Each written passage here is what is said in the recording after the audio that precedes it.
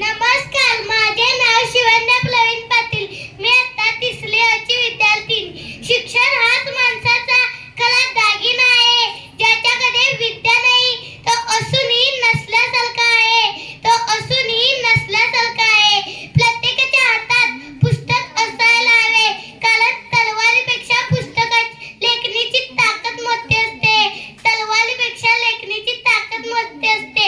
ज्यांनी हे फक्त तोंडाने सांगितले नाही तर प्रत्यक्षात साकार केला, अशी म्हणजे माझी माय माऊली क्रांतीज्योती सावित्री फुलेबाई यांची आज जयंती. सर्वप्रथम त्यांना माझे त्रिवार अभिवादन.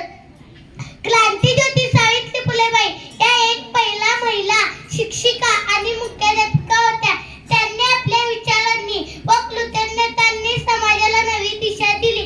त्या काळातील लुटी परंपरा व विषमतेच्या अंधारात त्यांनी स्त्री शिक्षणाची ज्योत पेटवली. त्यांचे जीवन म्हणजे त्याग व क्रांतीची गाथा आहे. त्यांनी बालविवाह, सती प्रथा यासारख्या अनिष्ट प्रथांविरुद्ध लढा दिला. फ्लॅटच्या सतीत लुगणींची सेवा करण्यातच 10 मार्च 1897 रोजी त्यांनी जगाचा निरोप घेतला. आज सावित्रींच्या विचारांनी